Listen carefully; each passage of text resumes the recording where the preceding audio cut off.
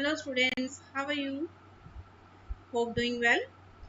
आज हम theory of consumer behaviour में नेक्स्ट आगे डिमांड के बारे में पढ़ेंगे कि डिमांड क्या है और इसका एक ओवरव्यू लेते हैं कि डिमांड में हमने करना क्या है। तो इसमें क्या है कि demand, individual demand schedule, individual demand curve and market demand schedule and market demand curve की डिमांड क्या है और डिफरेंट इसके क्या क्या फंक्शंस हैं, वो सारी चीज़ों को हम डिटेल में करेंगे। तो let's start our topic. What is demand? In order to have demand for a product you must have. देखो, किसी भी चीज़ को अगर हम ये बोल दें कि मुझे ये चीज़ चाहिए, तो जो वांट है हमारी या डिज़ायर है अकेली हमारी, कभी भी वो डिमांड में कंसिडर नहीं होती इन इकोनॉमिक्स।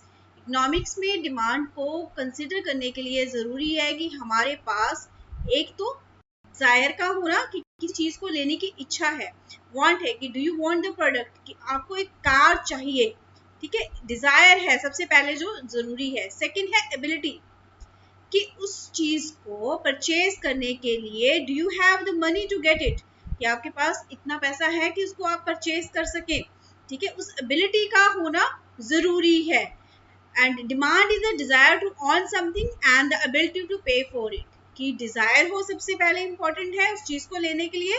सेकंड है एबिलिटी का होना, कि आपके पास उतना पैसा भी होना चाहिए कि उस डिजायर को फुलफिल कर सको, और आपकी विलिंगनेस भी साथ में जरूरी है कि उस पैसे को आप खर्च करना चाहते हो। अगर ये सब चीजें हैं तो then we can say that it is a demand for an product, ठीक है। किसी प्रोडक्ट के लिए ये डिमांड हो सकती है, इसको हम इकोनॉमिक्स में कंसिडर कर सकते हैं। अदरवाइज इकोनॉमिक्स में हम सिंपल वांट या डिजायर को डिमांड के रूप में कंसिडर नहीं करते।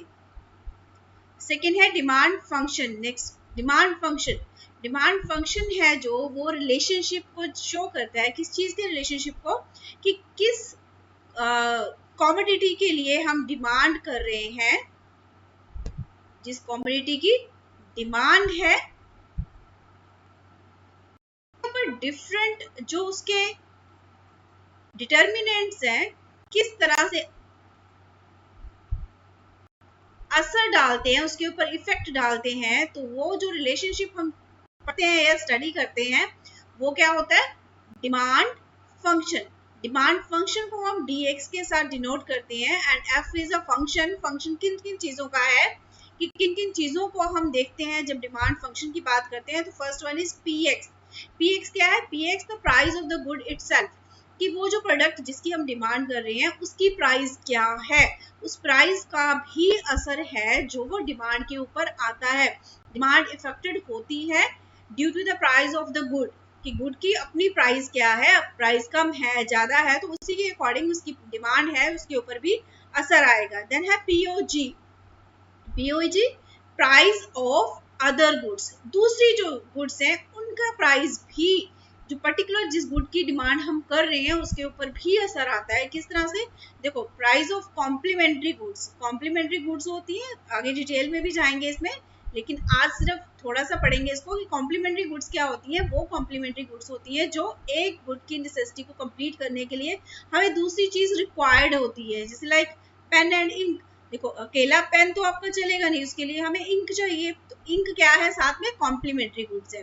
तो अगर हम पेन की डिमांड कर रहे हैं तो उसके लिए जो उसकी कॉम्प्लीमेंट्री गुड इंक है उसकी प्राइस क्या है, इस चीज का असर भी उस पेन के जो डिमांड है उसके ऊपर आएगा। And price of substitute goods. Substitute goods है कि सब्स्टिट्यूट क्या होते हैं, कि एक जगह पे दूसरी चीज को यूज करना। तो इसी तरह से गुड्स में क्या होता है कि सब्स्टिट्यूट गुड्स कौन सी होती है, कि जो एक की जगह पे दूसरी गुड्स को हम यूज कर सकते हैं। सपोज एक पर्सन टी कंज्यूम करता है, अगर टी की प्राइसेस बढ़ जाती हैं तो हो सकता है उसकी जगह पे वो कॉफी को यूज करना स्टार्ट कर ले। तो कॉफी की प्राइसेस क्या है, इस चीज का भी असर आएगा टी की डिमांड के ऊपर, ठीक है।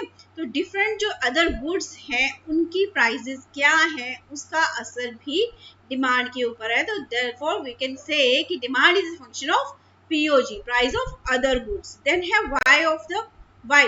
Y means income of the consumer, कि कंज्यूमर की इनकम क्या है। कंज्यूमर की इनकम भी असर डालती है डिमांड के ऊपर, कि इनकम कम है या ज्यादा है, उसी के अकॉर्डिंग वो पर्टिकुलर जिस भी कमोडिटी की डिमांड की बात कर रहे हैं तो उसके ऊपर इसका असर आएगा। देन है E, is a consumers expectations concerning future prices, कि फ्यूचर में प्राइसेस को लेके अप्स आएंगे, डाउन्स आएंगे, किस टाइप की प्राइसेस होंगी, या स्टेबल रहेंगी, किस तरह की रहेंगी। जो कंज्यूमर की एक्सपेक्टेशंस होती है तो उसी के अकॉर्डिंग ही डिमांड भी होती है। देखो, अगर कंज्यूमर ये सोचता है कि नेक्स्ट फ्यूचर में इन्फ्लेशन बहुत हो जाएगी, महंगाई बहुत बढ़ जाएगी, तो हो सकता है कि मैं अभी थोड़ा सा कुछ सामान है उसको स्टोर करके रख लूँ, तो पर्टिकुलर वो गुड्स को लेके वो हो सकता है उनकी डिमांड ज़्यादा करे। इसी तरह से कंज्यूमर की एक्सपेक्टेशंस फ्यूचर की प्राइसेस को लेके क्या है, इस चीज का भी असर है जो डिमांड के ऊपर है। देन है टी, टी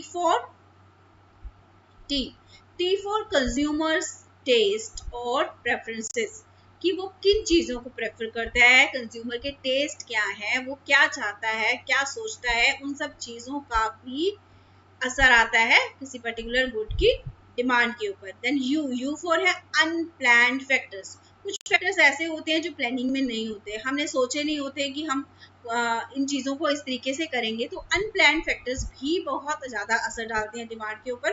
कि अनप्लान्ड फैक्टर्स में लाइक नेचुरल कुछ क्लेमिटीज आ जाए, या डिजास्टर्स हो जाए, या ऐसा कुछ भी हो जाए जो एकदम से कुछ चीज़ हो जाती है जो हमने सोची नहीं है, तो ऐसी चीज़ों का असर भी डिमांड्स के ऊपर आता है। देन है जी फॉर है गवर्नमेंट रेगुलेशंस, कि गवर्नमेंट के रूल्स रेगुलेशंस क्या है, अगर उनमें चेंजेस आ जाते हैं, कोई पॉलिसी प्लान्स नए आ जाते हैं जो कंज्यूमर की फेवर में हो या उसकी फेवर में ना हो, तो अनफेवर में हो, तो उन सब चीज़ों का भी डिमांड के ऊपर असर आता है। So demand is a function of P X, P O G, E Y, E T U and G, इन सब चीज़ों के ऊपर डिमांड डिपेंड करती है, या जो डिमांड के डिफरेंट डिटर्मिनेंट्स है, ठीक है, पर्टिकुलर जो क्वांटिटी हम डिमांड कर रहे हैं उनका जो रिलेशनशिप है वो क्या है, demand function. Demand function next है जी फैक्टर्स अफेक्टिंग डिमांड, की कौन से फैक्टर्स हैं जो डिमांड को अफेक्ट करते हैं, वो पॉजिटिव नेगेटिव किसी भी तरीके से हो सकता है अफेक्ट उसका। तो इसमें है फर्स्ट जैसे प्राइजेस, ऑलमोस्ट डिमांड फंक्शंस वाले सारे पॉइंट्स आ जाते हैं इसमें भी। तो इसमें क्या है, प्राइस का असर काफी होता है डिमांड के ऊपर, प्राइसेस कम है या ज्यादा है इसका असर डिमांड के ऊपर आता है। Then income of the consumer, की कंज्यूमर की इनकम क्या है उसका असर भी रहता है डिमांड के ऊपर। देन प्राइसेस ऑफ सब्स्टिट्यूट्स, की सब्स्टिट्यूट के प्राइस क्या है, सब्स्टिट्यूट जो गुड्स है हमारी उनके प्राइसेस क्या है उसका भी असर आएगा डिमांड के ऊपर। Then price of complements, complement में कॉम्प्लीमेंट्री जो गुड्स हैं उनके प्राइसेस क्या है उसका असर आएगा डिमांड के ऊपर। Then changes in the taste and fashion, अगर कंज्यूमर की जो फैशन है या टेस्ट है उसमें किसी तरह का कोई चेंज आ रहा है तो डिमांड के ऊपर उसका असर आएगा। देन सीजनल, कुछ चीजें ऐसी होती हैं जो सीजन के अकॉर्डिंग डिमांड की जाती है, जब उसका सीजन चला जाता है तो उसकी डिमांड भी कम हो जाती है, इसलिए सीजन्स का भी असर आता है डिमांड के ऊपर। देन है एडवर्टाइजिंग, किन चीजों को एडवर्टाइज किया जा रहा है उस चीज के भी डिमांड के ऊपर असर आता है। हम खुद भी बहुत बार ऐसी चीजों को परचेज करते हैं या उनकी डिमांड को बढ़ा देते हैं जिनको ज्यादा एडवर्टाइज किया जा रहा है, जो बार बार हमें देखने को मिलती है। तो इसलिए इन सब फैक्टर्स का जो डिमांड है उसके ऊपर असर रहता है। देन है इंडिविजुअल डिमांड, देखो डिमांड फंक्शन दो तरह से काम करता है। जो डिमांड फंक्शन है वो दो तरह से काम करता है, एक है individual and second is market demand.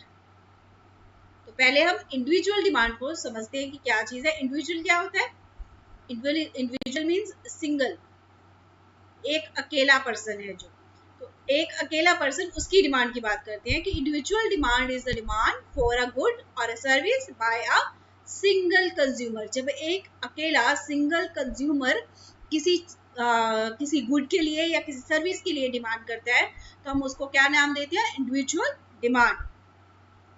At a particular cost and at a specific point in time. हाँ जी, ये जो डिमांड है वो किसी एक सिंगल कंज्यूमर की तरफ से की जा रही है, कब, एट अ पर्टिकुलर कॉस्ट, किसी खास पर्टिकुलर कॉस्ट की बात कर रहे हैं, and a specific point in time, कुछ खास टाइम पे जब ये डिमांड की जाती है किसी एक गुड के लिए या सर्विस के लिए किसी एक सिंगल कंज्यूमर की तरफ से, तो हम उसको क्या बोलते हैं, इंडिविजुअल डिमांड। इसको और थोड़ा सा डिटेल में समझते हैं through demand schedule and demand individual demand curve के जरिए। देखो सबसे पहले है डिमांड शेड्यूल। डिमांड शेड्यूल क्या होता है? Demand schedule is a table. ये टेबल क्या दिखाता है? ये टेबल हमें शो करता है कि जो पर्टिकुलर किसी गुड की बात कर रहे हैं उसकी जो क्वांटिटी डिमांड की जाएगी एट द डिफरेंट प्राइजेस के ऊपर क्या क्या क्वांटिटी डिमांड की जाएगी थ्रू अ बाय इंडिविजुअल, है ना। तो हम सिंगल इंडिविजुअल डिमांड की बात कर रहे हैं, तो यहाँ पे सिंगल पर्सन की ही बात कर रहे हैं। तो पर्टिकुलर किसी सिंगल क्वांटिटी के सिंगल गुड के लिए कितनी क्वांटिटी डिमांड की जाएगी डिफरेंट प्राइसेस के ऊपर, तो उसके जो उसको दिखाने के लिए जो टेबल यूज किया जाता है उसको हम बोलते हैं डिमांड शेड्यूल। यहाँ पे देखो ध्यान से कि point A B C D E F है हमारे पास। जैसे ए पॉइंट के ऊपर 50 पैसे अगर पर यूनिट उसका प्राइस है, तो 7 kg उसकी डिमांड की जा रही है।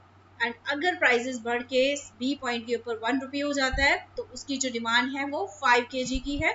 और इसी तरह से जैसे जैसे प्राइसेस बढ़ रहे हैं, डिमांड में भी डिफरेंट चेंजेस आ रहे हैं, तो इसको क्या बोलेंगे हम, इंडिविजुअल, क्योंकि ये सिंगल पर्सन की बात कर रहे हैं हम। इंडिविजुअल डिमांड शेड्यूल और टेबल, कुछ भी कह सकते हो आप, ठीक है। अब डिमांड कर्व क्या है? जब इसी शेड्यूल को हम ग्राफिकली रिप्रेजेंट करते हैं, तो ग्राफ के ऊपर जब रिप्रेजेंट करते हैं तो क्या बन जाता है हमारे पास, डिमांड कर्व हमारे पास आती है।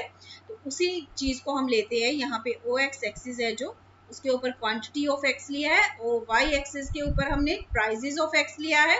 वही सारा टेबल के ऊपर जो बनाया हुआ सब पॉइंट्स यहीं पे आएंगे। 50 पैसे, 1 रुपी, 1.50, 2, 2.50 एंड 3। इसी तरह से 1 2 3 4 5 6 7 यहाँ पे जो हमारी क्वांटिटी डिमांडेड है वो आ जाएगी यहाँ पे।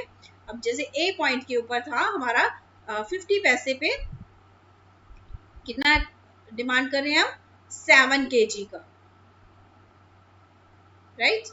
फिर बी पॉइंट के ऊपर क्या हो रहा था कि 1 रुपी के ऊपर हम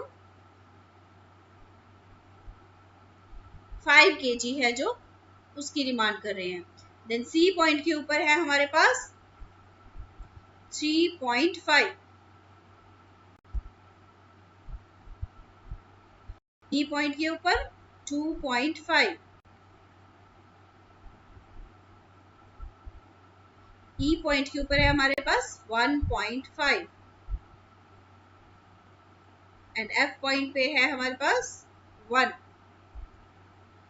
इस तरह से जब इन सभी पॉइंट्स को हम ज्वाइन करते हैं तो हमारे पास क्या निकल के आती है, this is the demand curve. कि एक इंडिविजुअल की जो डिमांड कर्व है वो इस तरीके से क्रिएट होती है। Next is market demand. देखो मार्केट है, मार्केट में हम देखते हैं कि बहुत सारे बायर्स होते हैं, बहुत सारे सेलर्स होते हैं। वहां पे कोई सिंगल एक पर्सन काम नहीं करता है, बहुत सारे बायर्स आते हैं जो डिफरेंट प्राइसेस के ऊपर डिफरेंट कमोडिटीज की डिफरेंट डिमांड करते हैं। उनकी डिमांड सबकी एक जैसी नहीं होती है। तो मार्केट में हम क्या करते हैं कि the market demand for a commodities obtain, किस तरह से ऑब्टेन किया जाता है, बाय एडिंग अप, ऐड कर देते हैं किस चीज को, the total quantity demanded at various prices, कि डिफरेंट प्राइसेस के ऊपर जितनी टोटल क्वांटिटी डिमांड की जा रही है उसको जब हम ऐड कर देते हैं बाय ऑल द इंडिविजुअल, जितने भी इंडिविजुअल है उनके जरिए जो डिमांड की जा रही है over a specified period of time in the market, कि मार्केट में किसी स्पेसिफाइड पीरियड के टाइम पे जब सभी इंडिविजुअल जो डिफरेंट प्राइसेस के ऊपर डिफरेंट क्वांटिटी डिमांड करते हैं उन सबको जब हम ऐड कर देते हैं तो हमारे पास क्या निकल के आता है, market demand. It is described as the horizontal summation of the individual demand for a commodity at various possible market prices in market. In a market, there are a number of buyers for a commodity at each price. कि हर price के ऊपर बहुत सारे buyers होते हैं, उन सब की जब क्वांटिटी डिमांडेड जो भी है उन सबको जब ऐड कर देते हैं तो हमारे पास क्या निकल के आता है, मार्केट की डिमांड क्या है, मार्केट में टोटल डिमांड क्या चल रही है। इसको भी हम थ्रू डिमांड शेड्यूल करते हैं। पहले प्राइस ऑफ आइसक्रीम, हमने यहाँ पे सपोज किया है कि हम एक जो गुड ले रहे हैं वो आइसक्रीम ले रहे हैं, उसकी जो प्राइजेस हैं वो है 1, 2, 3 एंड 4 डिफरेंट प्राइजेस ली है। ए इज डिमांड, ए एक कंज्यूमर है, एक कंज्यूमर, उसकी जो डिमांड है डिफरेंट प्राइजेस के ऊपर डिफरेंट है। जैसे एक रुपीज अगर प्राइस है, 1 रुपी प्राइस है तो उसकी डिमांड 4 यूनिट्स की है, कि वो आइसक्रीम के 4 यूनिट्स की डिमांड करता है। और अगर प्राइस 2 रुपीज होती है तो वो 3 यूनिट्स की डिमांड कर रहा है। अगर प्राइस 3 रुपीज हो जाती है तो वो 2 यूनिट्स की डिमांड कर रहा है। अगर प्राइस 4 रुपीज हो जाती है तो उसकी डिमांड क्या है, एक ही यूनिट की है। इसी तरह से एक और कंज्यूमर है बी, वो क्या डिमांड करता है, देखो 1 रुपीज के ऊपर वो 5 यूनिट्स की डिमांड कर रहा है कि मुझे 5 चाहिए। और सेकंड रुपीज के ऊपर वो क्या कर रहा है कि 4 यूनिट्स की डिमांड कर रहा है। 3 रुपीज पे 3 यूनिट्स की डिमांड कर रहा है। एंड 4 रुपीज के ऊपर वो क्या कर रहा है कि 2 यूनिट्स की ही डिमांड कर रहा है। तो मार्केट डिमांड कैसे फाइंड आउट करते हैं, जैसे हमने पहले डिस्कस किया था किस तरह से निकालते हैं, बाय एडिंग अप। जब हम ऐड कर देते हैं, जितने भी इंडिविजुअल्स हैं उन्होंने जो भी डिमांड किया है, जैसे 1 रुपीज के ऊपर 4 और 5 है, इन दोनों को ऐड कर देंगे। इसी तरह से 3 और 4 को ऐड किया, 2 + 3 1 + 3। इस तरह से टोटल जो हमारी मार्केट डिमांड क्या निकल के आ रही है, 1 रुपी के ऊपर 9 यूनिट्स की है, 2 पे 7 है, 3 पे 5 है एंड 4 पे 3 है। अब इसको हम रिप्रेजेंट करेंगे थ्रू कर्व। और मार्केट डिमांड कर्व किस तरह से बन के आएगा, सबसे पहले हम अलग अलग बनाएंगे सबके, जैसे ए का डिमांड है, बी का डिमांड कर्व है and then market demand curve है। तो फर्स्ट ए का डिमांड कर्व है कि जैसे 1 रुपीज के ऊपर वही सेम शेड्यूल जो वहां पे बनाया उसी टेबल को हम यहाँ पे रिप्रेजेंट कर देंगे कि 1 के ऊपर 4 यूनिट्स की डिमांड हो रही थी, 2 के ऊपर 3 है, देन 3 के ऊपर 2 है एंड 4 के ऊपर 1 यूनिट की डिमांड हो रही है। तो इन सब पॉइंट्स को जब ज्वाइन करते हैं तो हमारे पास डी डी जो है वो ए का डिमांड कर्व निकल के आ रहा है। इसी तरह से बी का डिमांड कर्व है कि 1 रुपीज के ऊपर वो 5 यूनिट्स की डिमांड कर रहा था, फिर इसी तरह से 2 के ऊपर 4 है, 3 के ऊपर 3 है एंड 4 के ऊपर 2 यूनिट्स की डिमांड कर रहा था। तो इस तरह से उसका जो कर्व बन के आता है वो बी का डिमांड कर्व हो गया।